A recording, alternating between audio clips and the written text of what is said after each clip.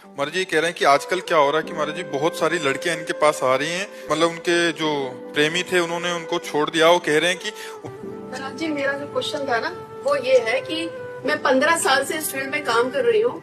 मेरे पास बहुत ज्यादा लड़कियां आई है। आप ये कहती है कि मेरे बॉयफ्रेंड ने शादी कर ली है, उसके बाद भी वो कहता है एक दिन मैं अपनी बीवी को तलाक देकर तुझसे शादी करूंगा, इसलिए तू कहीं मत जा, मेरे से बात करती रहा। ऐसी बच्चियां जो अपने जीवन को बर्बाद कर रही हैं, जो व्यक्ति हमारा नहीं हुआ दूसरे का पाणी ग्रहण कर लिया और उसका भी नहीं होना चाहता, फिर मुझे प्रयोग करना चाहता है, ऐसे बहुत फ्रॉड लोग होते हैं। ऐसे लोगों की बातें न माने, वो प्रेमी लोग नहीं।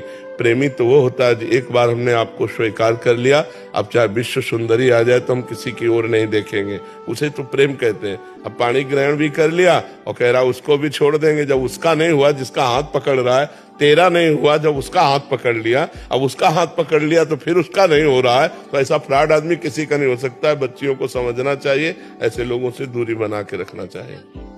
अब जो रिवाज चल रही ना, बॉयफ्रेंड ब्रेकअप, तो ये क्या चल रहा है? ये बेविचार का तो खुला निमंत्रण है।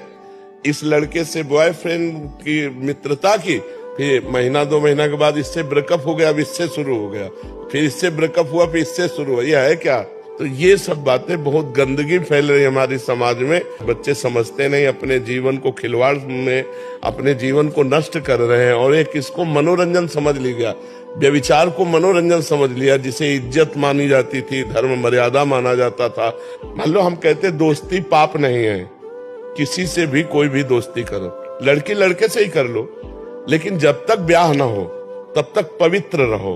और ब्याह हो गया तो आजीवन उसी के होके रहो, तब तो बढ़िया नियम है। लेकिन ये तो नहीं कि आज इसे दोस्त बनाया, कल उसे बनाया, या कल उसे बनाए, ये ठीक नहीं। इससे बहुत हानि होती है।